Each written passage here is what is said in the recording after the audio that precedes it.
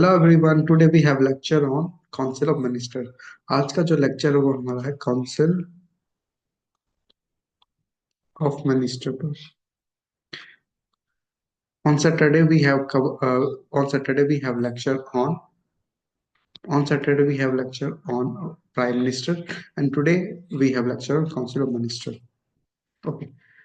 Council of Minister, the Council of Minister and the Cabinet, the term cabinet is interchangeable हो जाता है। कई बार हम कैबिनेट और मिनिस्टर बोल देते हैं, कैबिनेट ये इंटरचेंजेबल होता है। यहाँ पे कोई ज्यादा इंपॉर्टेंट नहीं है।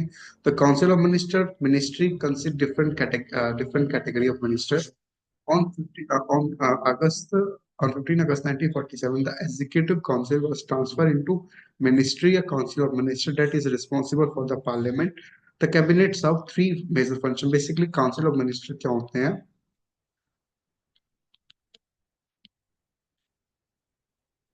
Council of minister and PM basically होते हैं। काउंसिल ऑफ मिनिस्टर मतलब कि हमारे पास है ना डिफरेंट डिफरेंट कैटेगरी में हमने अपॉइंट कर रखे मिनिस्टर। जैसे ट्रांसपोर्ट मिनिस्टर हो गया, रेलवे मिनिस्टर हो गया, ठीक है, मिनिस्टर फाइनेंस हो गया, ठीक है। तो ये मिनिस्टर बेसिकली क्या करते हैं? मिनिस्टर एंड पीएम ये आपको पता है कि एड एंड एडवाइस देते हैं किसको? प्रेसिडेंट। ओके, ये हमने पहले पढ़ चुके हैं। तो तीन तरह के फंक्शन ये क्या है फॉलो करते हैं council of ministers. First, determine government policy for presentation इन दी।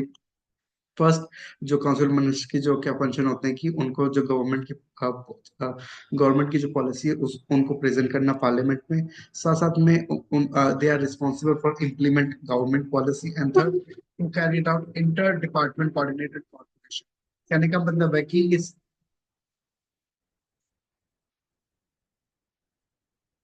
कहने का मतलब क्या है, जो काउंसिल ऑफ मिनिस्टर है ना वो इंटर डिपार्टमेंट के बीच में कोऑर्डिनेशन एंड कॉर्पोरेशन का भी काम करते हैं।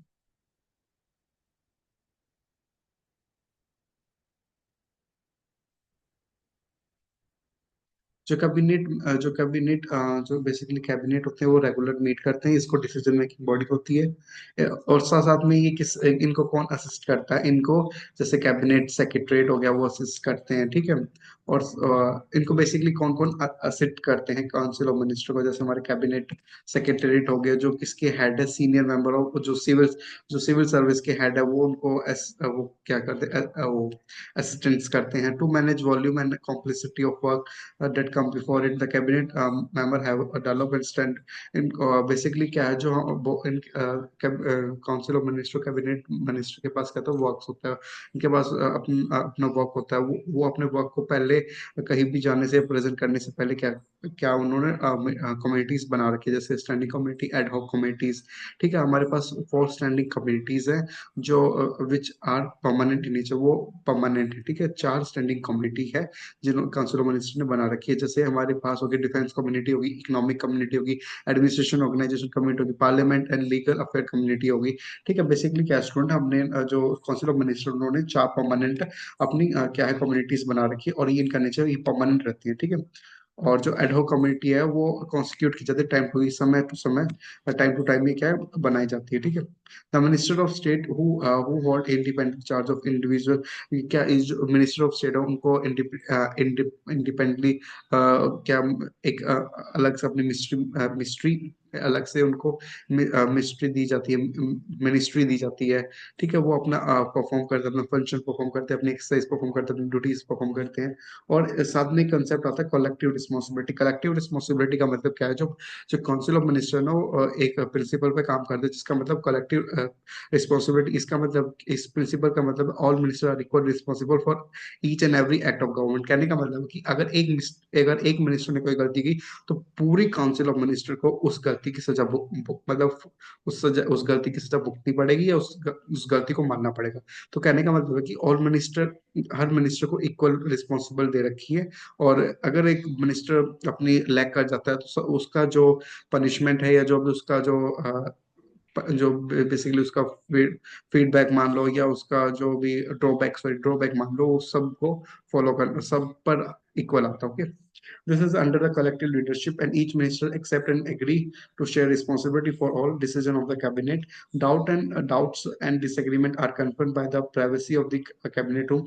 कहने का मतलब अगर उनके बीच में संदेह हो या अग्रीमेंट हो तो वो अपने पहले कैबिनेट रूम में ही उसको रिजॉल्व करते हैं। वंस अगर एक बार डिसीजन बन जाता है तो वो क्या करना, सबको वो लॉयली फॉलो करना पड़ता है, सपोर्ट करना पड़ता है, और वो उस डिसीजन को सपोर्ट करना पड़ता है। ठीक है।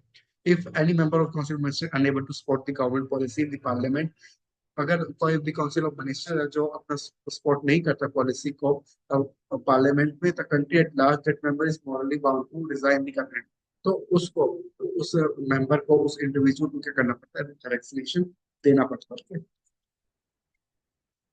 तो this is a small topic of council of minister student. Okay, and if any student does not understand, please rewatch the lecture once. After uh, mostly your doubts will be covered. After rewatch the lecture, your doubt not resolved, please comment down so I can provide you more explanation in easy word. Okay, so this is for today.